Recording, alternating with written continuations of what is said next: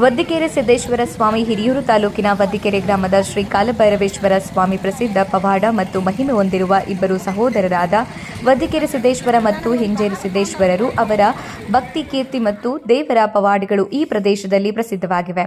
ಅಮಾವಾಸ್ಯೆ, ಪೂರ್ಣಿಮೆ, ಶ್ರಾವಣ ಮಾಸ, ಕಾರ್ತಿಕ ಹಾಗೂ ಭಾನುವಾರ ದೇವಸ್ಥಾನದಲ್ಲಿ ವಿಶೇಷ ಪೂಜೆ ಮತ್ತು ಏಪ್ರಿಲ್ ತಿಂಗಳಲ್ಲಿ ಬೃಹತ್ ಜಾತ್ರಾ ಮಹೋತ್ಸವ ನಡೆಯುತ್ತವೆ. ಲಕ್ಷಾಂತರ ಭಕ್ತರು ಪಾಲ್ಗೊಳ್ಳುತ್ತಾರೆ. ಇವರು ಸ್ಥಳೀಯ ಜನತೆ ಮತ್ತು ಭಕ್ತರಿಗೆ ಆಶೀರ್ವಾದಗಳಿಗೆ ಪ್ರಸಿದ್ಧರು.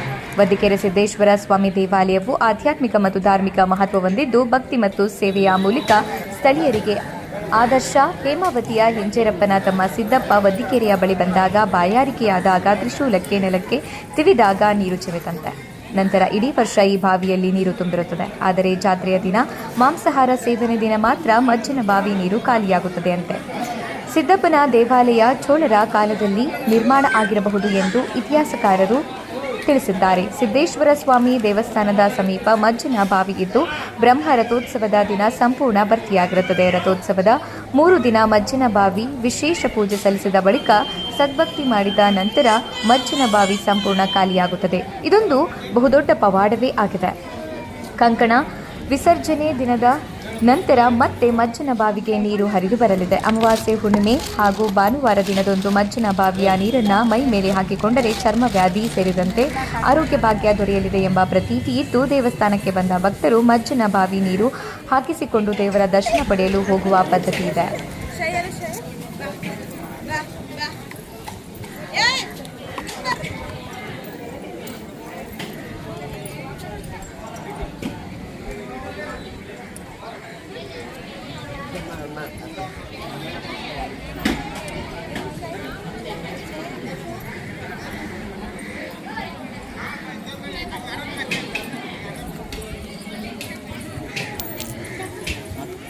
ಇಲ್ಲ ಹಂಗೆ ತಗೊಂಡಲ್ಲ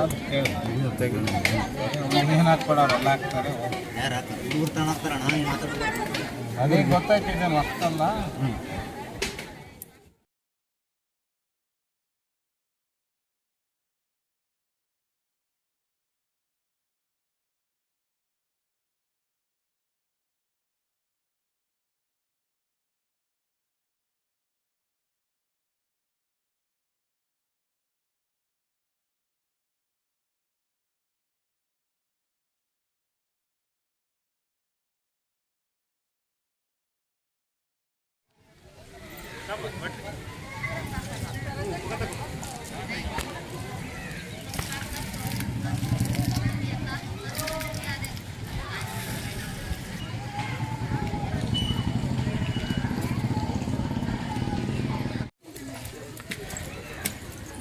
ಬನ್ನಿ